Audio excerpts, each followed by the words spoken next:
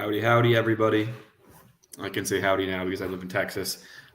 Welcome to Community Conversations. I am your host for today.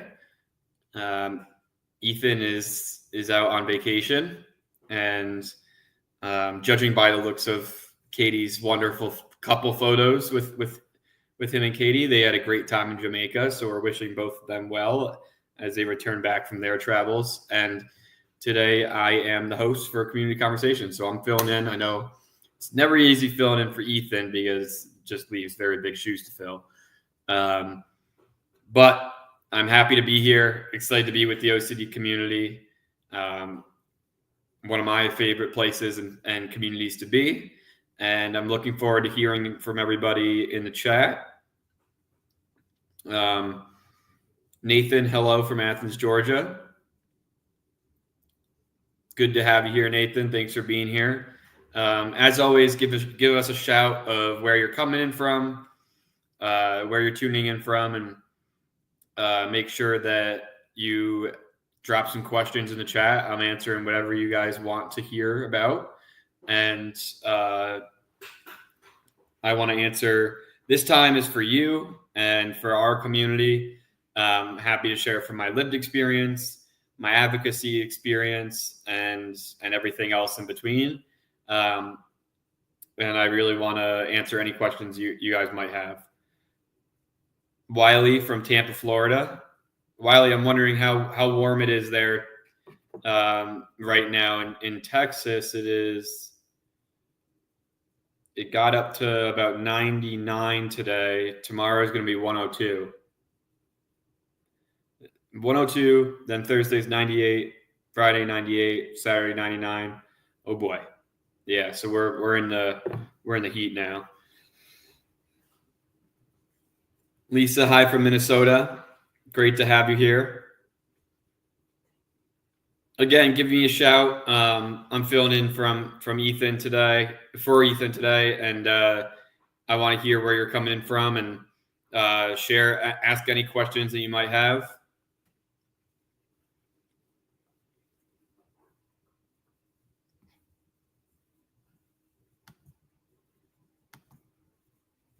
Sally from the UK, somewhere I definitely want to visit soon.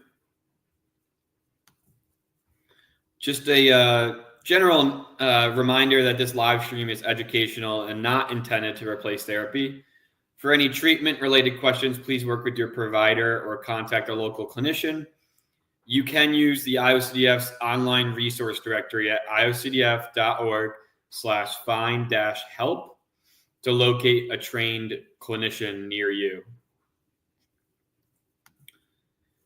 The IOCDF is not a crisis hotline. If you are in a crisis or you are ever feeling suicidal or unsafe, please call the 988 Suicide and Crisis Lifeline by dialing 988.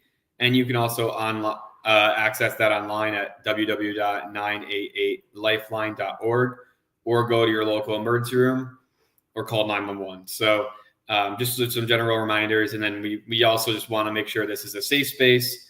Everybody be kind and respectful to everyone. At the end of the day, we're all here to support one another. And the struggle we know is OCD and continuing to overcome OCD. And this is being broadcast on several social media platforms and is being recorded. First time here, Lisa. Awesome. So usually I am not the host of Community Conversations. Usually it's Ethan. But I am an advocate for the IOCDF. I've been with the IOCDF for about a decade now, since I was 17 years old. I was diagnosed with OCD when I was 16 years old and went into intensive treatment, ERP, very shortly after my diagnosis. And ERP really saved my life. And the IOCDF, having this community and being able to be an advocate, really has been a tremendous part of my recovery in OCD. So I'm interested to hear about everybody else's and what they're dealing with and what challenges they're struggling with, because I'm here to talk about all the wins, the challenges, and everything else in between when it comes to OCD.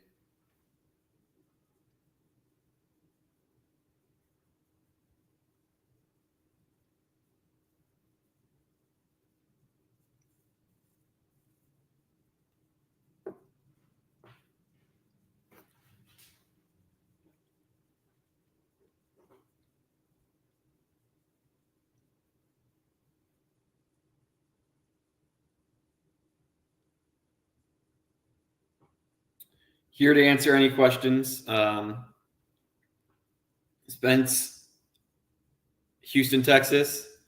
Yeah, wow, good memory. So it was not Bandera. So yeah, I did actually move to Buda, Texas, about 20 minutes south of Austin. I moved in March from the East Coast. So I was born and raised in Fairfield, Connecticut for 18 years, and then did my undergraduate degree at Siena College in upstate New York. Left upstate New York to do my master's at Merrimack College near the Boston area, and then went back to upstate New York for a little while after that. And then I ended up moving recently to Texas. So this was a big change for me, and definitely provoked some new intrusive thoughts and new things that my OCD latches onto. As we know, OCD loves to attack everything that we love. So OCD is never going to bring up, intrusive thoughts about anything that you don't care about, right? Because if you don't care about it, you're not going to feed that anxiety and OCD cycle.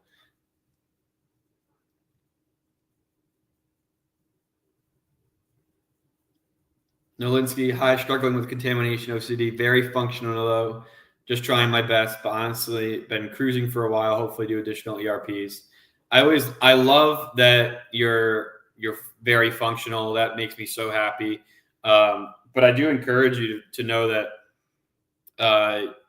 you can thrive, not just survive. And I think that's a message of hope that I want to give to people, is that you can get all your time back. And yeah, some days might be tougher than others, but learning ERP and doing ERP really does give so much time back.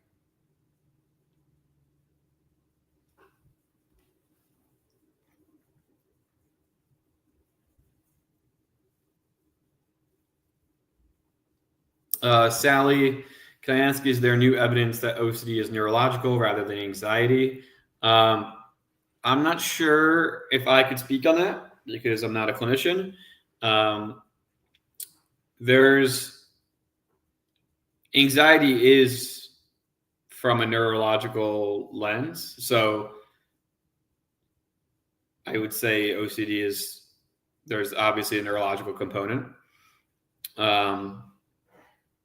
Keep asking questions. Tell me what's going on in your life with OCD. I'm interested to hear about everybody else's OCD as well.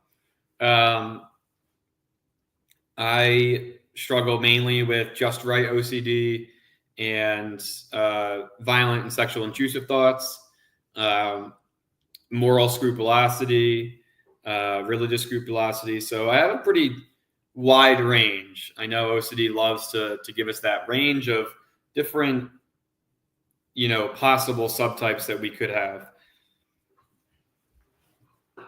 Spence, what is your profile picture? Oh, is that a duck or a dinosaur? I can't see from the little icon. I don't know what it is. It does look pretty cool though.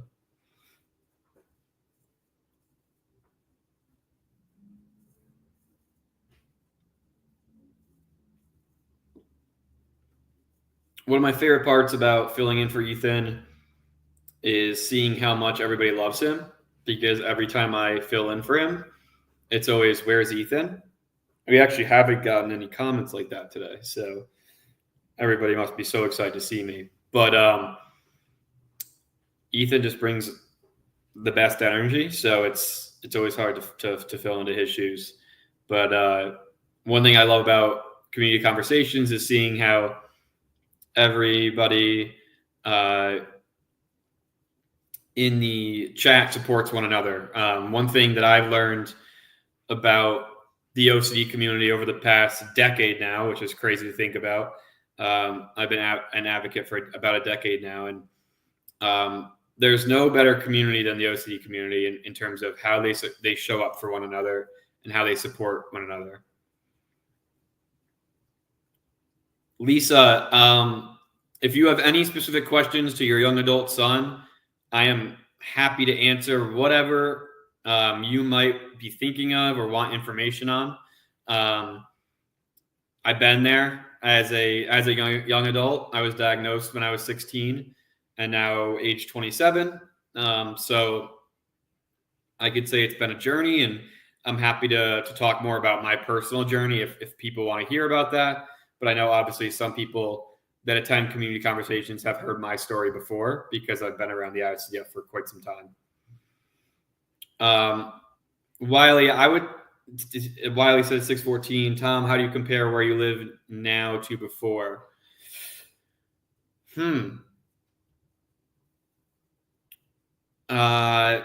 So different.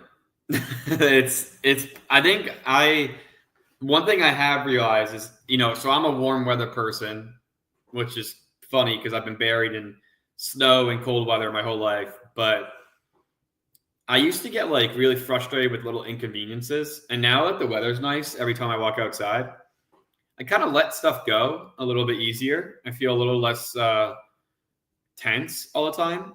And I also think there's just a different vibe down here. The Northeast is a wonderful place, but it can be a rat race at sometimes, and can feel like you just need to keep going. Whereas here, things are a little bit more relaxed. Austin traffic is pretty bad. But then again, I've been around New York City traffic my whole life, and it's nothing compared to that. And I think, one of the toughest parts has been I came into this area knowing maybe 2 or 3 people total. My whole life was in the Northeast, aside from my business is kind of nationwide. So, coming into a new place, getting to know new people, there's a lot of anxiety there, but the actual setting, it's a lot flatter. It's a lot warmer. I love Austin as a city. It's incredible. The energy is incredible. People are super welcoming. So it's been a really, really good change of pace for me. Took some time to get used to, though, for sure. And I'm still a Boston sports fan at heart. You could take the kid out of the New England, but you can't take the New England out of the kid.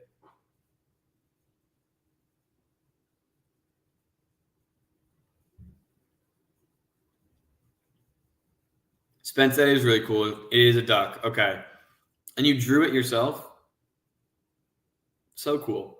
HG, individuals who applied to volunteer at the conference will know if they've been selected or not. You should be hearing back pretty soon. I don't have an exact date, but that usually goes out pretty soon. So if you don't hear from them, email the info at iocdf.org, and somebody will get back to you. It is conference season. This year's conference is in Chicago in July. If you are going to the conference, make sure that you come say hi to me immediately when you see me. I'll be speaking on a panel, and then I'll be walking around a bunch. And 2, if you're interested in going to the conference, go to iocdf.org/OCDcon.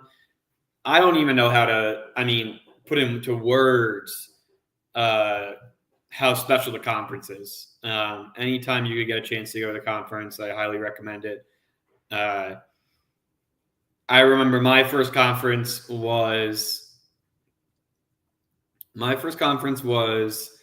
2015 in Los Angeles, which is 10 years ago now. So This will be my 10th, ninth speaking at, 10th attending,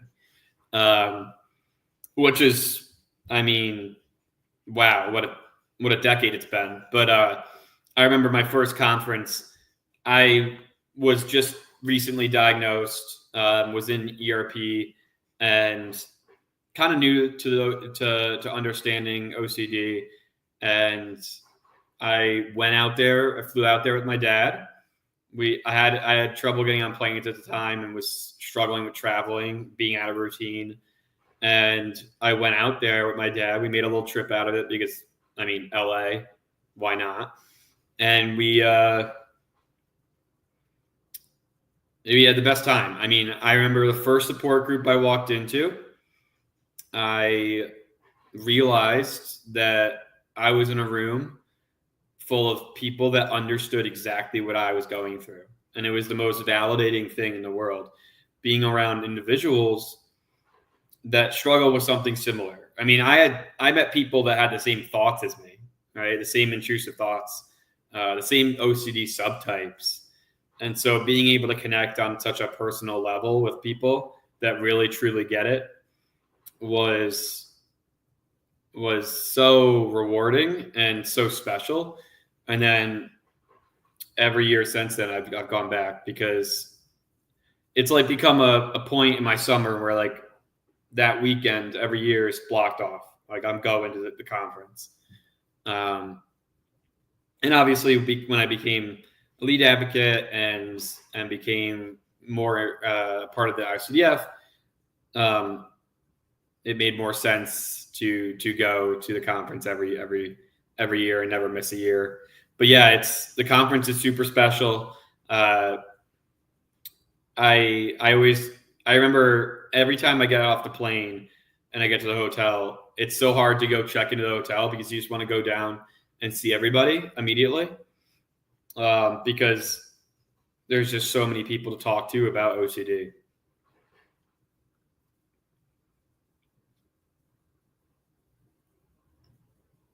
Lisa, I'm really glad you signed up for that virtual upcoming conference. That's super exciting. There are a lot of virtual resources, and that's really, really important.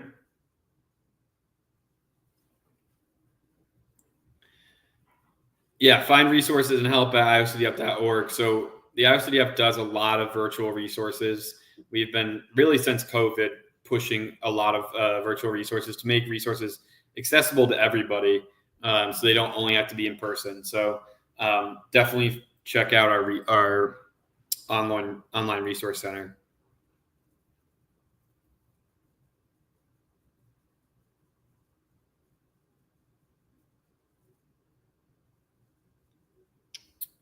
Anna, I don't know a lot about psilocybin.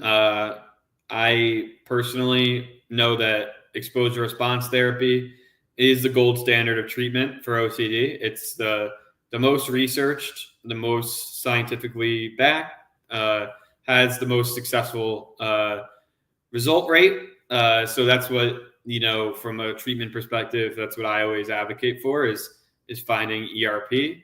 The combination of ERP and medication is super effective. I take medication personally to manage anxiety from my OCD, but it doesn't get rid of my intrusive thoughts. But ERP to me is the gold standard and to the ICDF is the gold standard of treatment because it's so studied and has been proven time and time again that it has such a significant impact on coping with OCD and giving time back to people that have OCD. Lisa, I'm so sorry to hear about your son, but I'm really, really happy that you're here with us and that you are a part of this community now, that you have this support. And I know it's got to be tough to be his only personal support. I think about my family, my dad, my brother, my mom, and they were so supportive, but it was really tough on them. They sacrificed a lot, and things were really tough on them. So I know it does. There's a lot of emotions that come up for parents too. So definitely allow yourself to feel those emotions, and know that you have a whole community that's around you to help support you. And I'm really glad to see you start treatment through NOCD, um, which is NOCD is phenomenal, and they connect people with treatment very quickly. Um, so that's super exciting, and it's virtual, and you're able to get access to treatment. So they've done such a tremendous job with getting really well trained, uh, well trained professionals and clinicians into their app. So that's tremendous, and I know he will see progress as long as he commits to that ERP.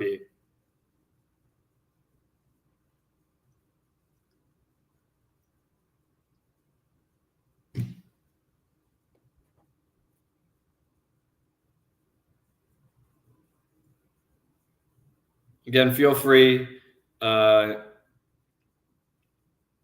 to ask any questions, to share about your own OCD wins, challenges. I'm here to help, throughout the hour, and give any sort of advice, share personal experience. Been around this realm for quite some time now, and I'm happy to help as much as I can.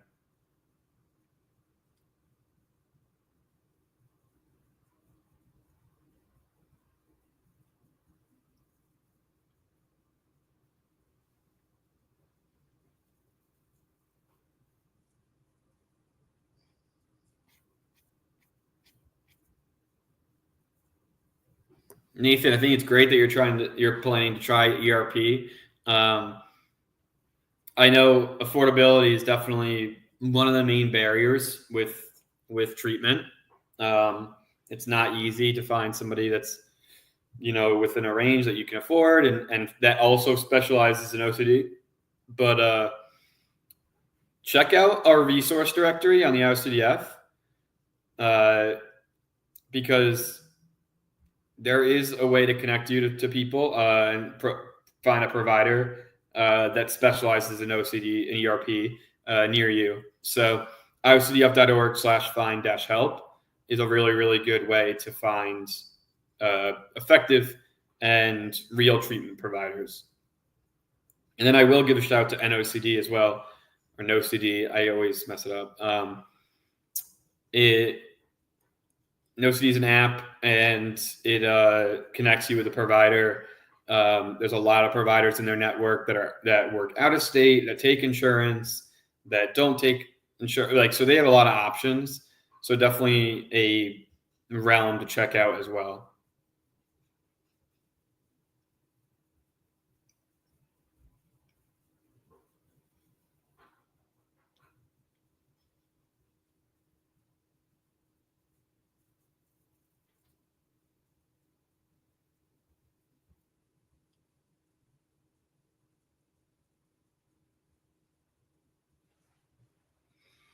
Sally, I know it sounds silly, but the thing I can't get is why so many people in so many countries have the same problem symptoms.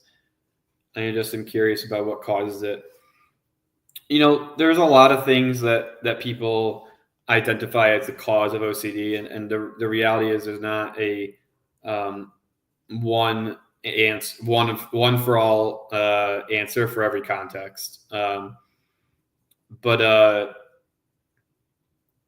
I can say that OCD is similar for everybody in the fact that it attacks things that they value, right? So if I value my family, a lot of my thoughts are going to be around my family, and and the anxiety is going to be centered around taking care of them, right? And then I value my career. Things are going to infiltrate into work and my career, right? Because that's what OCD does. The OCD monster attacks things that are meaningful to us, because if they're not meaningful to us, we're not going to potentially give in to the OCD. And so that's why usually you're not going to have obsessions about something that doesn't matter to you, because OC attacks things that we care about. And that in that realm, OCD is universal. Spence, I agree. I mean, listen, I get the 60, 70 miles is tough. But I will say, when I think back to when I first started my treatment provider, I would have driven 100 miles to see her because she was so phenomenal. Been with her for a decade now. And, when I think about how much she helped me overcome OCD, she really helped save my life. And I think there's no price on that. And I think the drive, if you can do it, even if it's once every other week, and then, maybe you can see them virtually, whatever it may be. Your good ERP therapist, definitely worth the commute.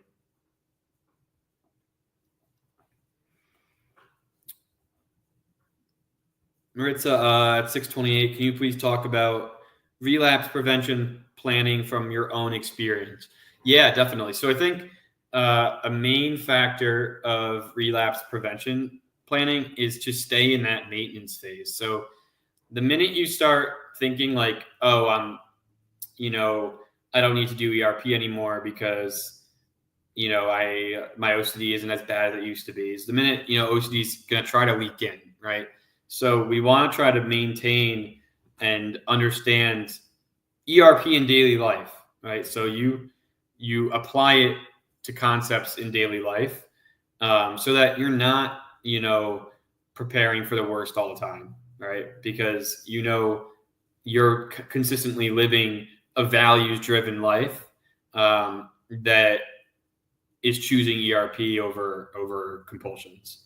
I think relapse prevention planning, in terms of that maintenance phase, I think that it comes with a self-awareness that you need, and that you need to try to work on to understand when OCD is entering certain phases and certain areas of our lives.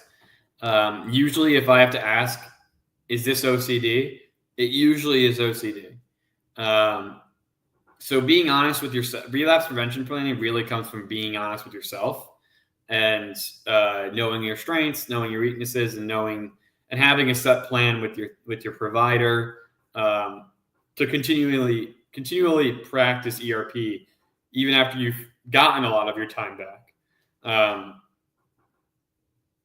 And that's where ACT, acceptance commitment therapy, another form of cognitive behavioral therapy that is often used for OCD, is very effective. It's about your values and sitting with the anxiety, because we don't want it to take away from what we value, right? And who we want to show up as.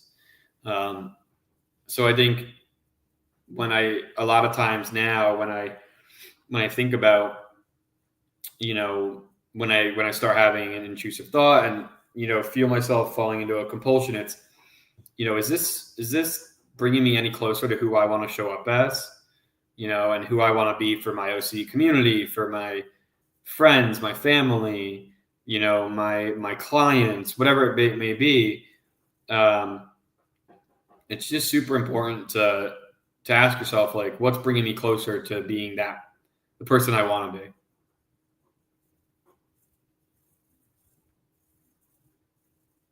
All right, as Katie would say, stick with the ick, right? So stick with the ick and driving towards your values.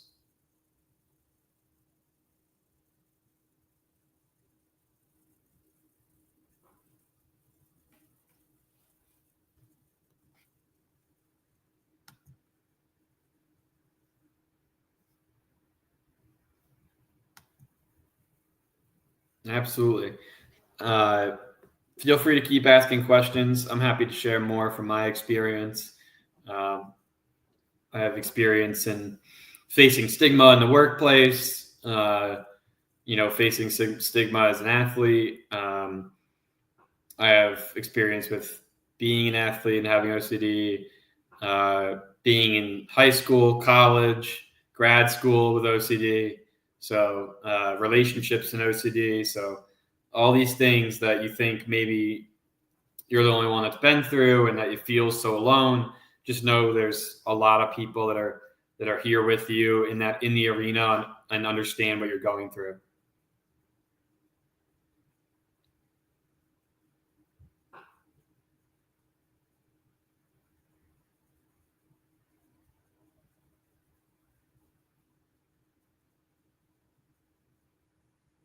Nathan, that's awesome. You feel no guilt, shame, or stigma.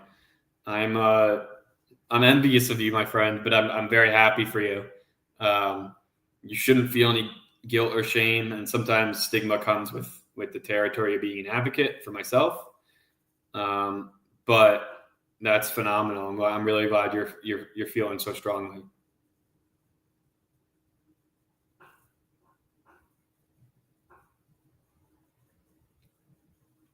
Spence, I'm really glad to hear that you're doing exposures around that. That's really great work, and way to be conscious of it and kind of attacking that fear. Um, I had a similar obsession, intrusive thought about if I was always worried that I put the wrong type of gas in my car and that my car was going to explode. So can kind of uh, resonate with that, and um, it's never easy because I don't know anything about cars either. So it was always like it felt like I was kind of it was like, well, it could be true, right? Um, my more taboo themes were always a little bit easier to get past because they felt more irrational, whereas the more like the relationship OCD, the moral scrupulosity, the violent intrusive, they felt a little bit more real, and that was really scary because I couldn't even the rational part of my mind couldn't decipher them as irrational and rational. It felt so real. Sally, I hear you. Just know you're not alone in that feeling of guilt, shame, or stigma. Um, we're trying to decrease that stigma. That's why advocacy of OCD is so important. But still face it, to this day. I get it. It's not easy. And,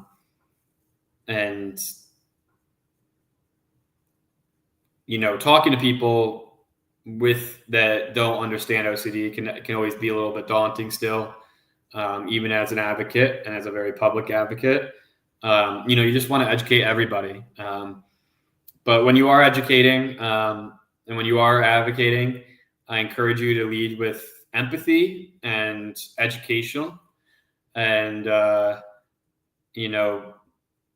just kind of, I try to look at advocacy, from people when I hear them say, I am so OCD. I used to get super frustrated. And now I kind of take it as oh, they just, they were never taught.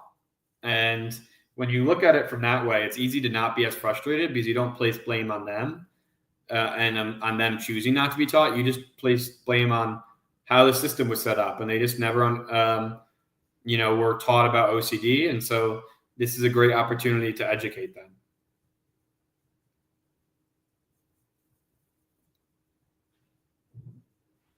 What type of OCD is fear of death and health anxiety? Um, well, health OCD is a lot of like disease and intrusive thoughts, and could be like some contamination thoughts, some illness thoughts. The fear of death could be health anxiety, health OCD, or it could be also some people have like fear of death for religious and moral reasons. So, worrying about what the afterlife is like. Um, will I go to heaven? Will I go to hell? I know I definitely, uh, I definitely dealt with that early on in my OCD diagnosis, is the heaven and hell, and am I good, am I bad?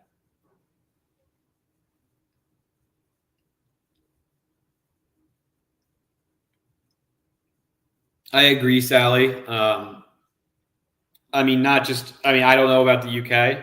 It's interesting to hear about your experiences in the UK. Uh, but you know, there are a lot of people still that say they have OCD but have no idea what real OCD is. But that's why it's so important to have advocates and to continue pushing advocacy and education. And I think that's what we're doing at the IOCDF, not just nationally but internationally, which is really exciting because the more we can push that, the better off we're going to be. I was having a conversation with um, a few people. I was doing a keynote at my alma mater in March, and I uh, I realized that I wanted to educate people so badly that I would come off in a way that was like super passionate, and sometimes people just like didn't respond well to that. So I think being calm and trying to lead with empathy of them not understanding OCD, and just I almost call it innocent ignorance, right?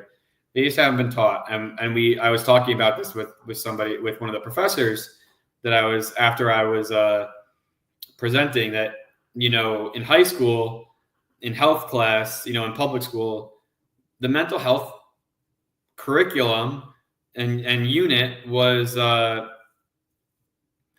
usually the last week of school of the semester, and nobody really gave it enough attention. And so it's when I think about that, I'm like, oh, like we weren't really taught as kids, so it's not their fault that they don't know what OCD is, right? So let's take this opportunity to educate them. At my previous employment, people would say, "Oh, I'm so OCD," and look at me and sort of roll their eyes. That's a really, really tough one. I'm so sorry you had to deal with that, Lisa. And it's not kind of them to look at you and and say that. And it just seems it probably felt like a very personal, intentional attack. And I agree, Nathan. I don't know why such foolishness comes to be in existence. And with people like that, we can only control how we deliver a message. We can't control people's response. People are gonna, when they're uncomfortable with themselves, they're gonna deflect and put it back on us. And when we are comfortable with advocating for OCD, we can't necessarily guarantee that they're going to be welcoming to it. But my feeling is it's always worth advocating, because even if one person doesn't get it, there's another person that heard it that feels less alone and understands OCD now.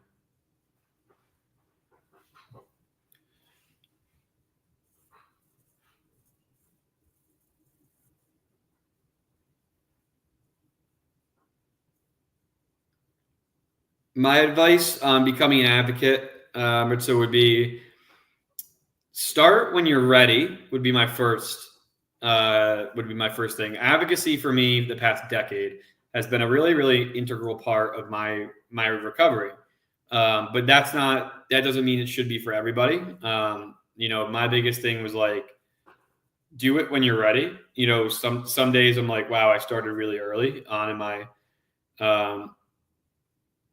in my diagnosis. So, I think being able to start when you feel ready is how you're going to become an effective advocate. And then the second part is knowing that advocacy comes in so many different forms. It doesn't come in just public speaking.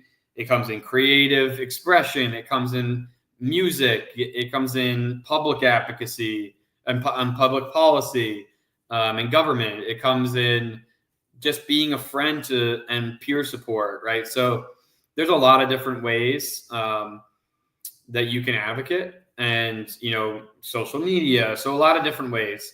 So pick the avenue that you feel most comfortable with to start, and then just the best place to start is today. The best time to start is today, right? And the day that you feel ready, right?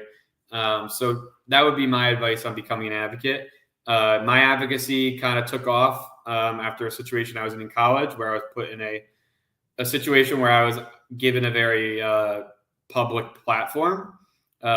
So some of it was by chance. I was already advocating up to that point, but it just kind of made my platform expand a little bit. But my first thing I did as an advocate was I was on a panel at a local OCD affiliate at OCD Connecticut awareness event for OCD Awareness Week. Sally, OCD is defined as a disability by the ADA. I don't know if that means in employment, but I know it is defined by the ADA as a disability.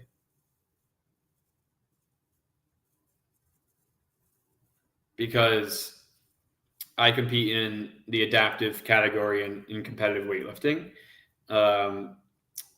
And to compete in that category, you have to have a ADA defined disability.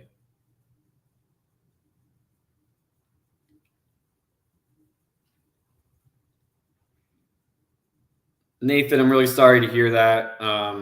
Man, I would be curious to hear, if you tried to explain yourself or tried to explain OCD to them, because I know that's super tough, to just bring up and tell them when they think you maybe were just being lazy or weren't working hard enough. And the reality is you were probably working twice as hard to work faster because you were trying to move past OCD. So I totally empathize with that. When I was in high school, in college, I was often labeled as lazy because I would maybe have work come in late, or I would be late to class. But the reality was I was actually working twice as hard as anybody else because of OCD.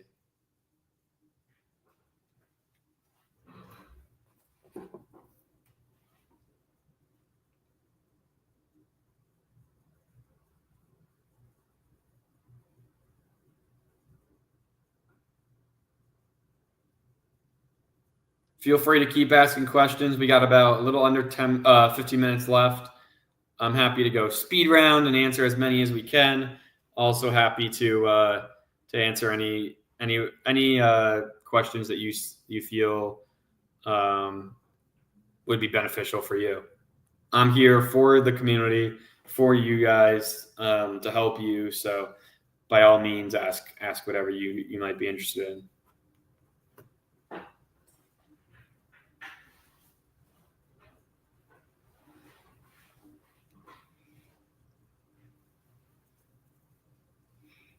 Nathan, that's really tough. I think, one thing I would take away from that is, I think that in those situations, because I've been in those situations too, I don't think that that's a company you want to work for, and that's who you want to surround yourself with. So it's almost taking it as their loss, and they lost a really great employee, and those aren't the people that are going to positively impact your life. So I'm proud of you for at least speaking up and being able to move on and understand that you're on to bigger and better things.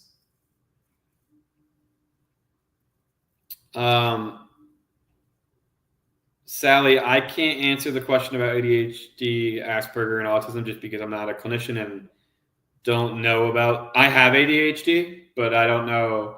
I don't know personally about the correlation between those three. So I don't want to give you a wrong answer. And definitely do not apologize for asking so many questions. I'd much rather be answering all of these questions than talking about about myself over and over again. So I'd rather you ask questions and have me answer them. I can say about the ADHD and autism, there is oftentimes a comorbid diagnosis of ADHD and OCD and autism and OCD. I know at the conference there's plenty of talks between those subjects. So I know for myself, I have OCD and ADHD. So yeah.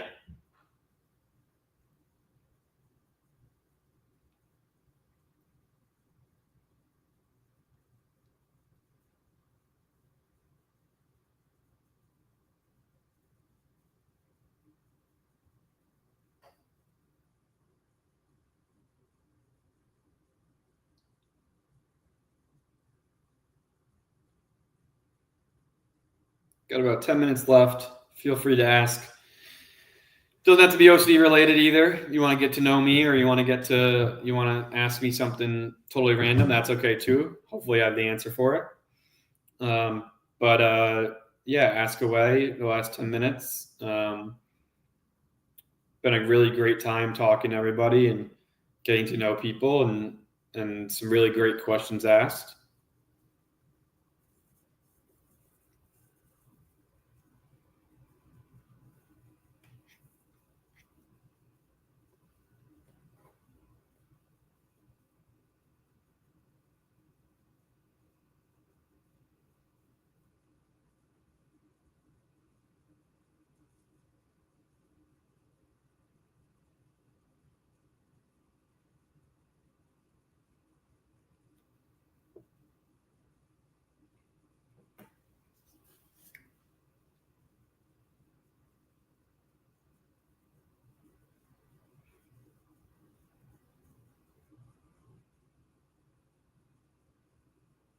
Absolutely. Thank you for being here, Lisa. I'm really glad you found the IFCDF and you found these virtual resources. Um, and I'm really glad that you are here for your son. And I'm really thankful your son has you as his support system. And I'm sure it could be tough during the thick of it and, being the only one for him. But just know, even if he can't express it, he's very thankful to have you.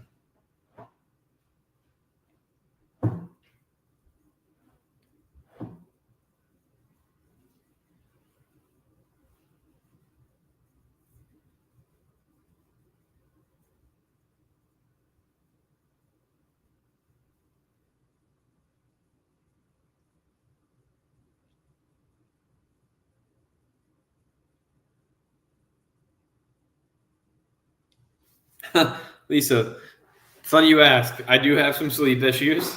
Um, I've had insomnia for a while. Um, I don't know whether it's correlated to OCD. Um, I've I'm on the verge of potentially doing like one of those sleep studies, because there's days where I get really good sleep and there's days where I can't fall asleep at all. So yeah, it is not easy to deal with the sleep issues, because then your brain is just so tired the next day.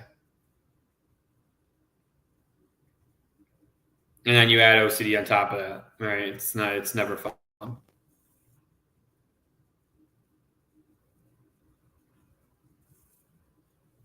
Tamara Hunter at 652. My understanding is that OCD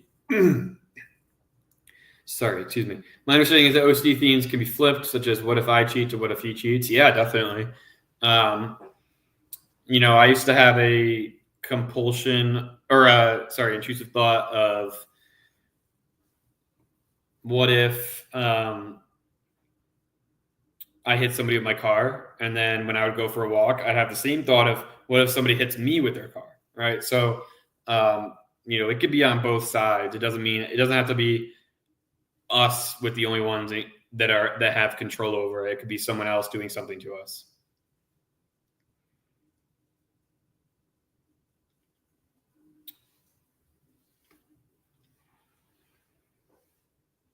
Yeah, Lisa, I definitely empathize with the sleep. Um, it can be exhausting though. You know, you can't rely on sleep when you don't know if it's going to be a quality night's sleep or a better night or a bad night's sleep. One thing I did do is invest in a wearable device. So I have an Aura ring that I wear, and it just brought me some awareness to what my sleep patterns are, um, and what time I should go to bed. And one thing I can say is trying to find a consistent sleep routine is definitely something that has helped. Um, Trying to do the same thing each night, and wake up at the same time each day, regardless of if I have the ability to sleep in on a Saturday, um, it's helpful to find those patterns and build that sleep hygiene routine. So like no blue light an hour before bed, right? So things of that nature. It's called an Aura ring, Oura. Um, my the company I was working for at the time actually bought it for me, but they're useful. I'm not saying it's a solution, but or it's going to solve his sleep problems. But it was interesting to see my sleep patterns and see what I can control.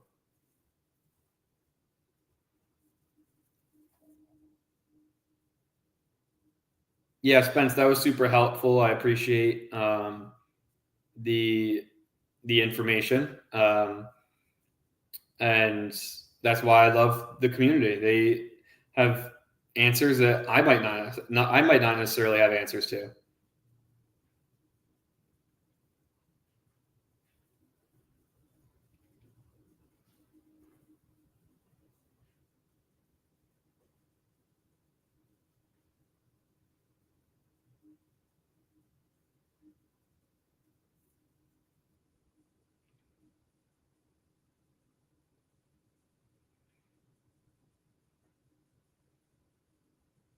Got about 5 minutes left. Fire off any questions that you might have remaining. Um, Again, really happy to have been here and being filling in for Ethan tonight. I was super excited when he asked. Uh, I know it's when you're expecting Ethan, it's never easy, but I'm happy everybody was able to make it tonight, and really excited for the conference this summer. If you're thinking about the conference, you can check out the conference at iocdf.org/ocdcon. It is in Chicago in July this year. It's going to be a great time and a lot of good experience with people around OCD. Uh, my first symptoms in terms of intrusive thoughts were uh, that I was going to go to hell. I was like absolutely terrified um, that I was not going to, that God didn't love me or that I was morally evil. And then my other one was that I was going to lose control and grab a knife and stab somebody. Or if like I was in school, I was going to grab a pair of scissors and stab somebody, really any sharp object. So that was pretty terrifying. Um, and then, yeah, so those were kind of the main intrusive thoughts that I felt immediately that I thought were like pretty crazy. I was like, this seems weird.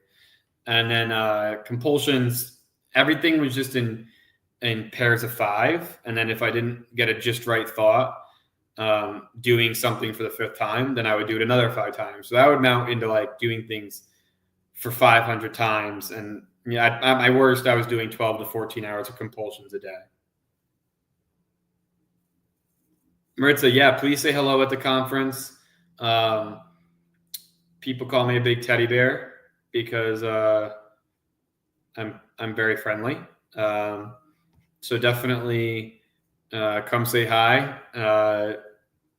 If I look like I'm deep in thought, it's probably because of OCD, but it's not. RBF. It's really just me telling an intrusive thought to go away.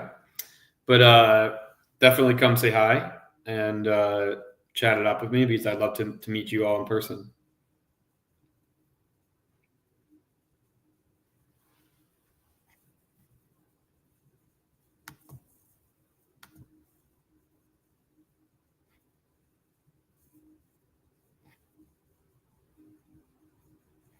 Cruz, that is so relatable about the color red. So when I still to this day, when I have to have a good thought, when my OCD wants me to have a good thought, I have to think of the color green while saying the good thought. And if I think of the color red, then it doesn't count. It's like the weird, like that is, man, I feel seen tonight, because that is exactly something that I deal with, is the color red and green is like, I guess it was like a stoplight, like green good, red bad. I don't know. It's crazy how OCD makes these wacky things up that are so believable. Well, everybody, thank you so much. Just some closing announcements here. The IOCDF is a donor-supported nonprofit organization, so please consider making a donation at iocdf.org/donate, because you're really making a true difference when you do. The IOCDF 30th Annual Conference will be held between July 11th to the 13th in Chicago. You can register and get more info at iocdf.org/OCDcon. Again, thank you all for being here so much.